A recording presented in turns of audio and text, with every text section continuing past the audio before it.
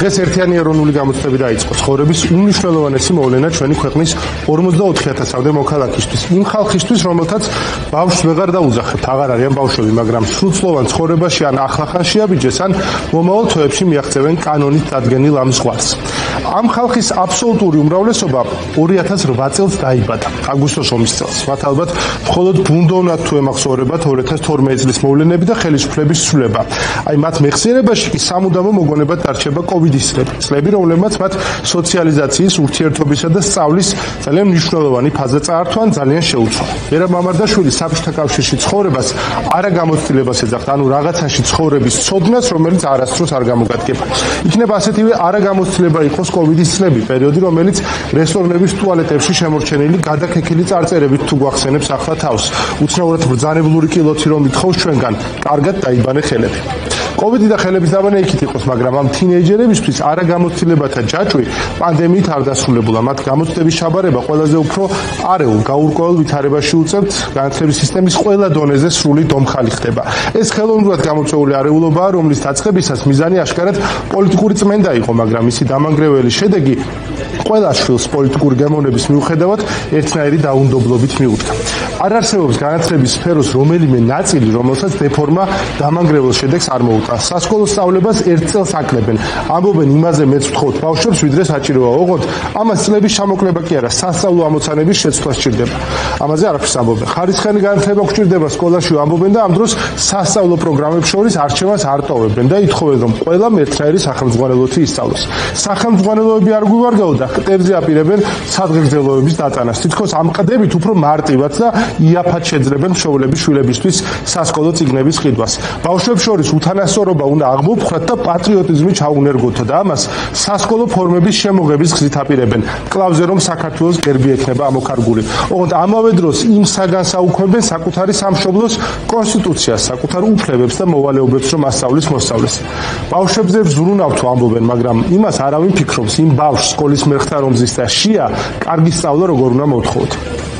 თან ამბობენ, უმაღლეს განათლებას უფასოს ვხდითო, მაგრამ სახელმწიფო უნივერსიტეტებს ანგრევენ. ყველას, განსაკუთრებით ილიაუნის, რა თქმა უნდა, მაგრამ სინამდვილეში ყველას ამცირებენ ადგილებს, რაღაც მონაჩმახი ბაზრის კვლევის მიხედვით ითვლიან, საქართველოს 10 და 20 წლის შემდეგ რამდენი იურისტი და ინჟინერი დასჭირდება.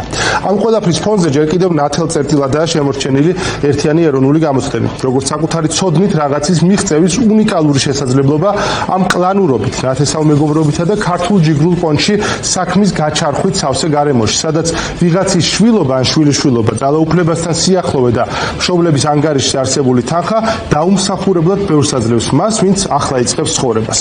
ერთიანი ეროვნული გამოცდების მოდელი საერთოდ არაა უნივერსალურად კარგი ან ზოგადად სასურველი. შეიძლება ვთქვათ, რომ ცუდი მოდელიც კია, მაგრამ სამწუხაროდ ჩვენმა განათლების სისტემამ 2005 წლიდან დღემდე უკეთესი ვერაფერი შვა.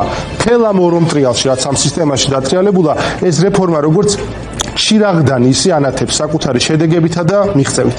ალბათ ძალიან ცოტა ადამიანი იყო საქართველოში, ვისაც ზოგადად სჯეროდა, რომ შესაძლებელი იყო უნივერსიტეტებში ისეთი მისაღები გამოცდები, სადაც კორუფცია უბრალოდ გამორიცხული იქნებოდა. აი რომ წარმოვიდგინოთ, რომ შევარდნაძის მერე სააკაშვილის მთავრობა კი არა, პირდაპირ ივანიშვილი მოვიდა. არანაირი კორუფციისგან დაცლილი გამოცდები ჩვენ არ გვექნებოდა. ლამის სიგიჟეთ ითვლებოდა რწმენა, რომ ეს შესაძლებელია. ის ადამიანი, ვინც პოლიტიკურად ეს შესაძლებელი გახადა და გაიტანა, ახლა ციხეში ზის მიხეილ სააკაშვილი. ხოლო სულისკვეთება, რომ საქართველოს ის შეიძლება გამოუვიდეს, რაც ერთი შეხედვით დაუჯერებელია, თითქოს ჩვენს გარშემო აურთქდა და გაქა. თავის დროზე დიდი ურბანული ლეგენდა იყო, როგორ ვერ დაწერა თურმე კახალომაიამ დაფაზე სიტყვა ბავშვი, ვინც პატოლომაიას იცნობს, ამის დაჯერება მაშინაც წარმოუდგენელი იყო, მაგრამ რამდენმა დაიჯერა. ამდენჯერ ილაპარაკეს ამაზე, რომ როგორ ეკადრება საქართველოს მინისტრი ბავშვს რომ ვერ წერს სწორად დაფაზეო. გავიდა აქედან რამდენი წელი? 21 წელი და ყავს განათლების მინისტრი, რომელსაც გონია, რომ ვეფხის ტყაოსანი ვეფხვის ტყაოსანია და იოანე ზოსიმეს 146 სიტყვიანი ჰიმნი წიგნია. ამ გაუნათლებელი და მედროვე კაცის ხელით ანგრევენ ახლა განათლების სისტემას. ის ხალხი კი ლომაიას მართლწერას რომ უწუნებდა, მათი დიდი ნაწილი სადაა შემძვრალი თვითონაც არ იციან. ის თაობები, ვისაც ერთიანმა ეროვნულმა გამოცდებმა შესაძლებლობები მისცა, ვისაც უთხრა, რომ შენ ქართველო, შეგიძლია გაეჯიბრო მდიდარს და გავლენიანს, შენი ცოდნით, შენ შეგიძლია გვერდით დაუდგე და წინ გაასწრო შენი ნიჭიერებით ნებისმიერი ერის შვილს, აი ეს ხალხი, ვინც ეს დაიჯერა, ირწმუნა და შეძლო, ამ ხალხს ახლა ოჯახის სარჩენად ქვეყნიდან გაქცევა უწევს. ან უკვე გაიქცა.